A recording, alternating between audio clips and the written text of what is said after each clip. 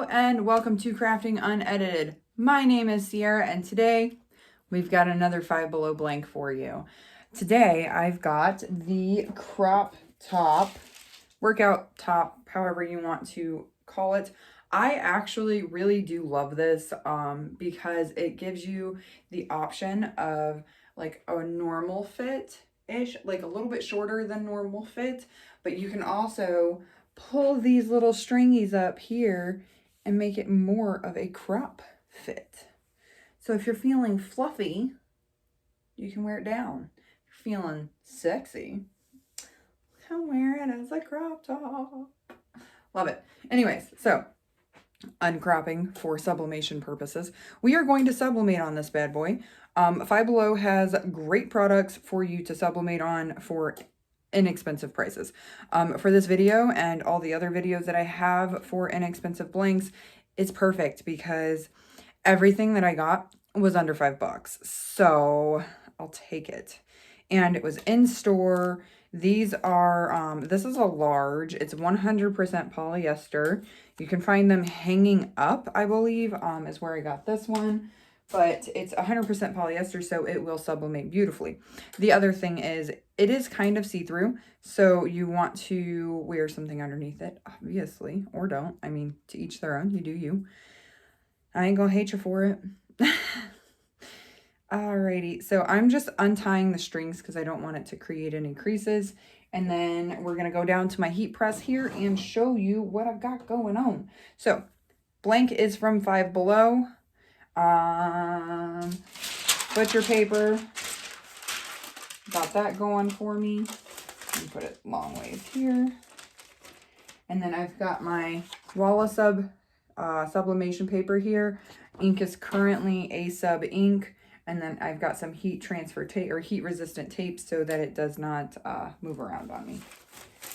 The image I created, because I am fit as but I love tacos, so clearly I have my priorities straight here.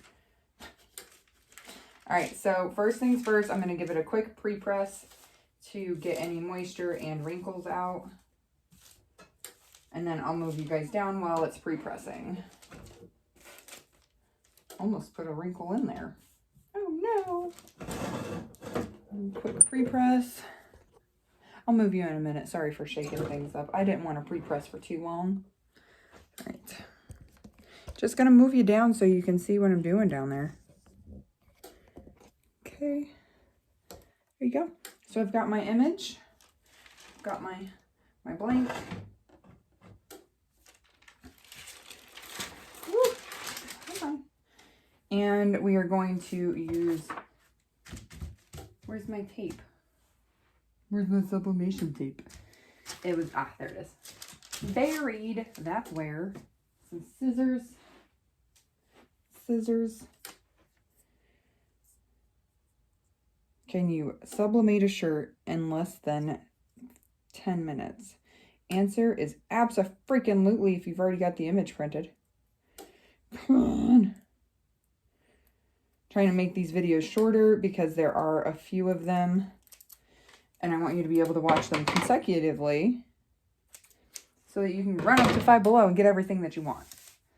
All you ever wanted. Okay?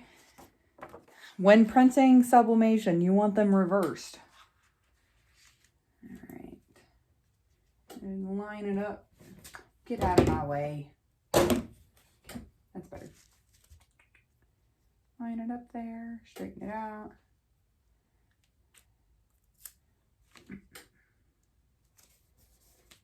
I only use like 2 little pieces of tape.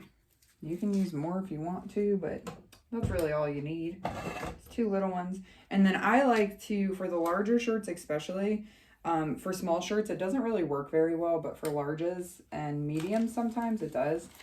I like to put my shirt over so that there's definitely no transfer of the print going through the shirt, and 2, you avoid any of the back seams to creating creases.